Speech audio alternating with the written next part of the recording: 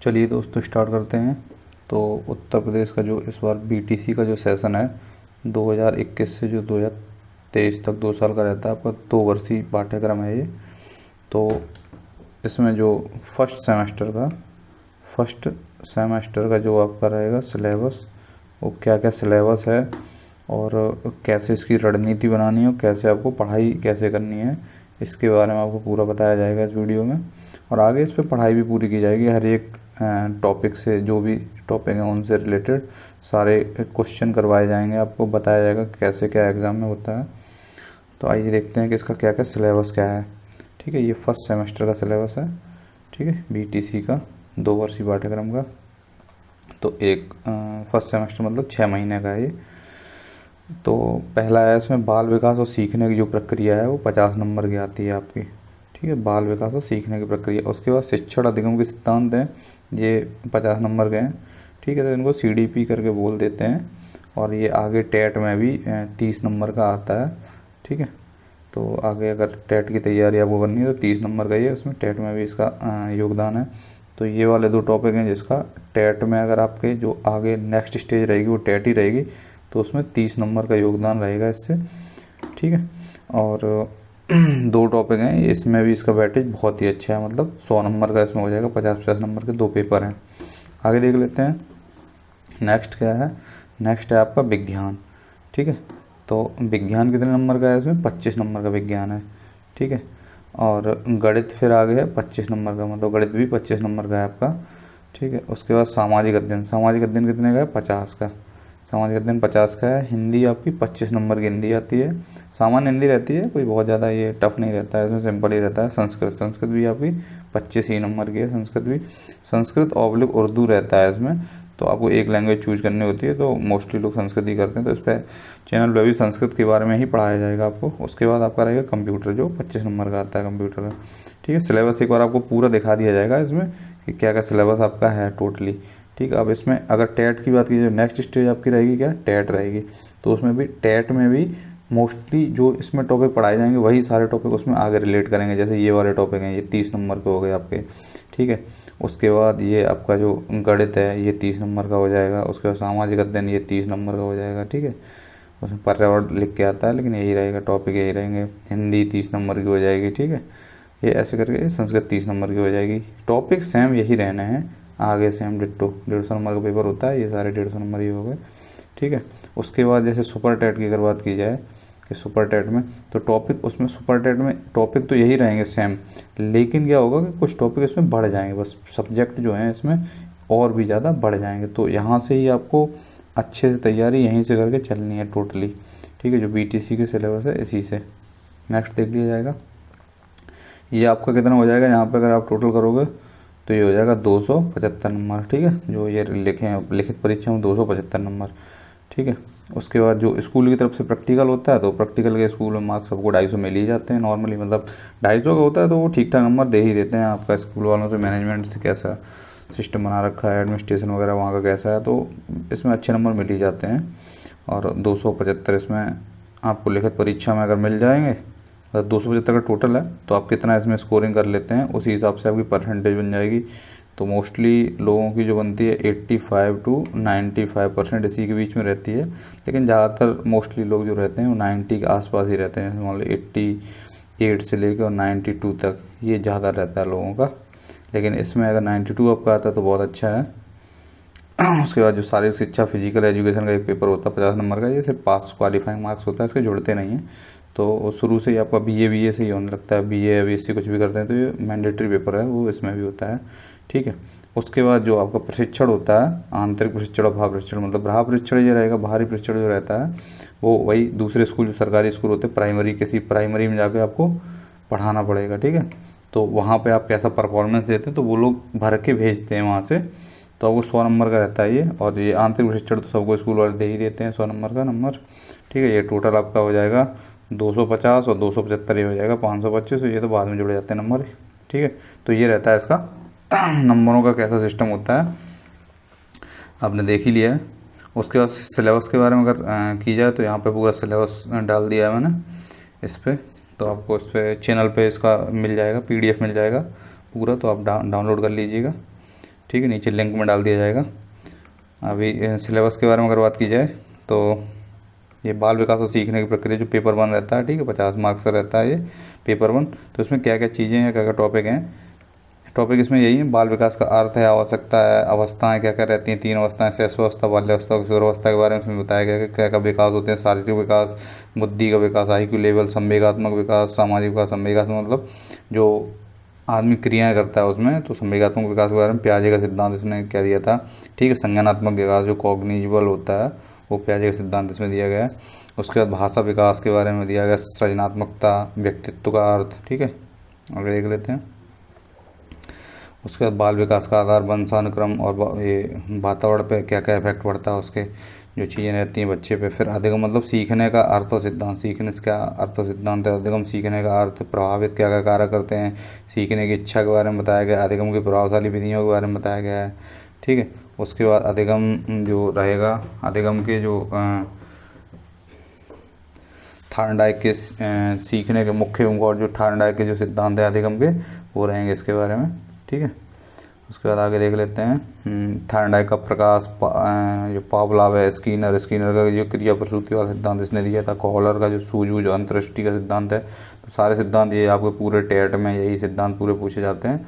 तो अगर थोड़ा सा भी आपने यहाँ पे ध्यान दे दिया, मतलब सीधा पूछ लेगा वो कि क्रिया प्रसूति का सिद्धांत किसने दिया, स्किनर ने दिया, ठीक है। सूझ या अंतर्दृष्टि का सिद्धांत किसका है, कॉलर का। बस इतना सिंपल सा क्वेश्चन रहेगा और यहाँ तो आप पूरे उसके बारे में पढ़ेंगे क्या उसने सिद्धांत दिया है।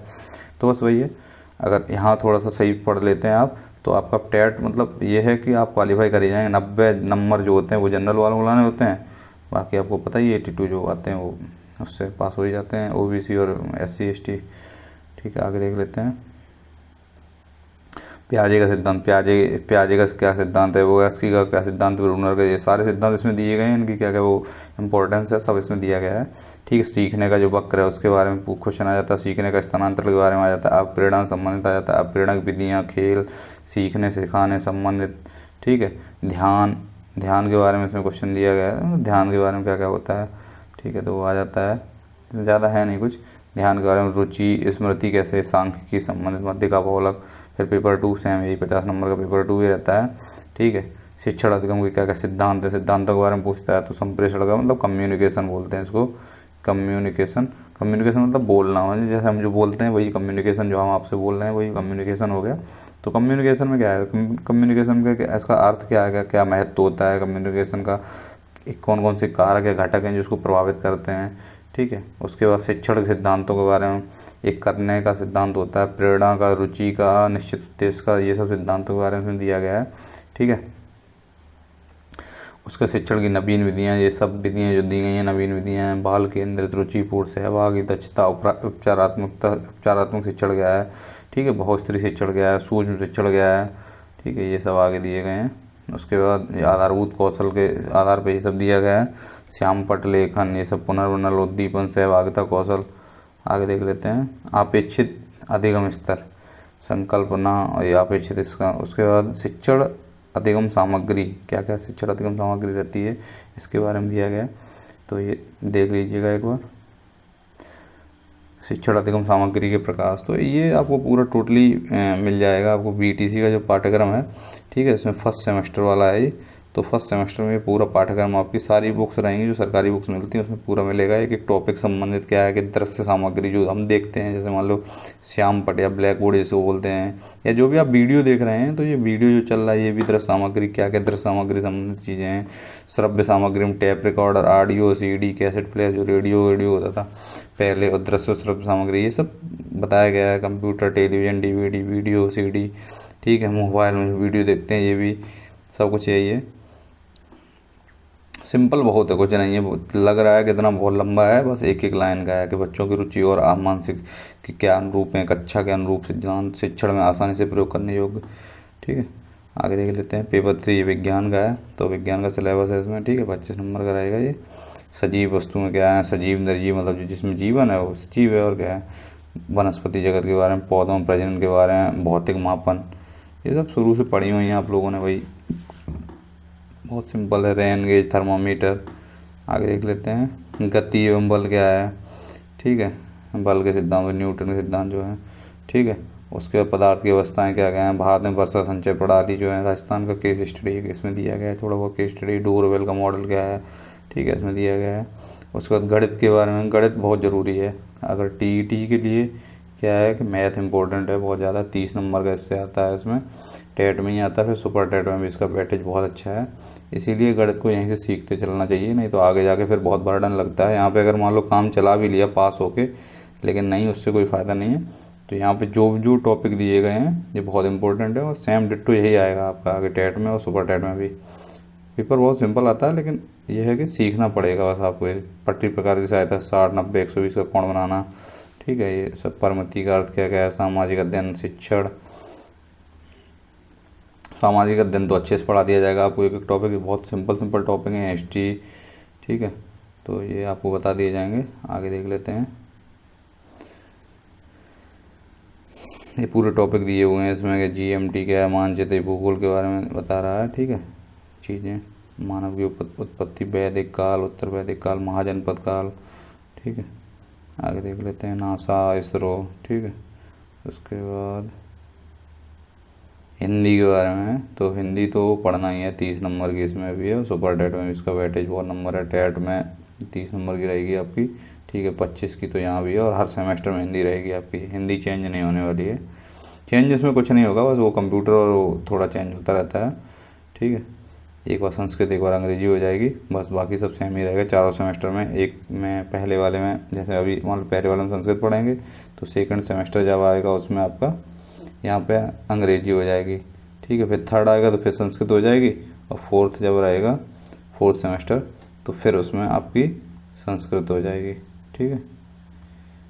आगे देख लेते हैं, संस्कृत का शिक्षण हुई, आसपास की वस्तुएं, लिंग, सर्वनाम, श्लोक, ठीक है, 1 से 20 तक की गिनती विनती, ये सब कंप्यूटर के बारे में फिर आ जाएगा। कंप्यूटर हिस्ट्री, जनरली, ठीक है।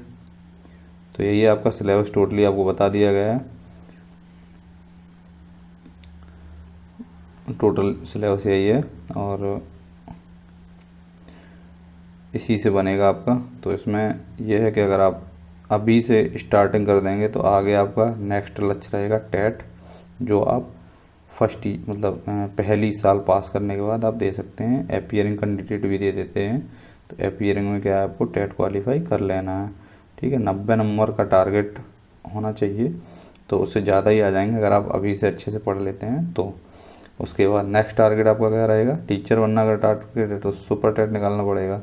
तो सुपर टेट के लिए आपको ये टेट वाले जो सब्जेक्ट हैं, मतलब फर्स्ट जो यहाँ से आपके सब्जेक्ट स्टार्ट होंगे बीटीसी वाले, ठीक है, बीटीसी 2 ईयर का जो पाठ्यक्रम है, यही वाले जो सब्जेक्ट हैं वो सेम इसमें रहेंगे आपके टेट में, ठीक है। और टेट वाले जो रहेंगे वो आपके सुपर टेट में रहेंगे, बस थोड़े से सब्जेक्ट यहाँ पे क्या हो जाएंगे, ऐड हो जाएंगे, थोड़ा सा ऐड हो जाएगा, बस बाकी सब सेम रहेगा। और यहाँ पे जो आपकी मार्किंग रहेगी, ठीक है, उसका मेन वेटेज रहेगा। तो अगला वीडियो में बता दिया जाएगा आपको कि कैसे क्या इसमें करना है। जैसे मान लो 40% इसका वेटेज रहता है आपका एकेडमिक का, ठीक है, जो आपके शैक्षिक मार्क रहते हैं, ठीक है, वो वाले। और लास्ट वाले जो रहते हैं 60% वेटेज आपका रहेगा किसका, सुपर टेट का, ठीक है। सुपर टेट का आपका 60% वेटेज रहता है, इसमें 40% रहता है इसका। तो 40% का क्या है कि 10% हर एक का रहेगा। जैसे मान लो आपके 10th में कितने हैं, 10% इसका वेटेज रहेगा, ठीक है। फिर उसके बाद 12th में, जैसे मान लो 10th में आपके मान लो 70% मार्क हैं, तो इसमें आपको 10% वेटेज मतलब 7 नंबर। 12th में आपके मान लो 80% मार्क हैं तो 8 नंबर। फिर उसके बाद बीएससी या बीए जो भी आपने किया होगा उसमें मान लो 70% है तो 7 मार्क यहाँ हो गए। और नेक्स्ट आपका रहेगा जो बीटीसी या ऑब्लिक बीएड जो भी आपने किया होगा उसके। तो मान लो यहाँ पे जैसे मान लो अगर बीटीसी करोगे तो मोस्टली लोगों में 90 बन ही जाते हैं, और बीएड में भी 80 तक मैक्स बनते हैं, उससे ज़्यादा नहीं बन पाते, 75 के लगभग ही रह जाते हैं। तो अगर बीटीसी किया है तो 90 यहाँ पे मान लो, तो आपका जो ये टोटल रहेगा ये वाला जोड़ लिया जाएगा, वो 40% के हिसाब से रहेगा ये वाला। और 60% आपका जो सुपर टेट का टोटल रहेगा वो आपका 60%, और दोनों का मिला के फिर आपका फाइनल बन जाएगी। उससे पता चल जाएगा आपका कि कितनी बन रही है और उसमें होगा कि नहीं होगा आपका, ठीक है।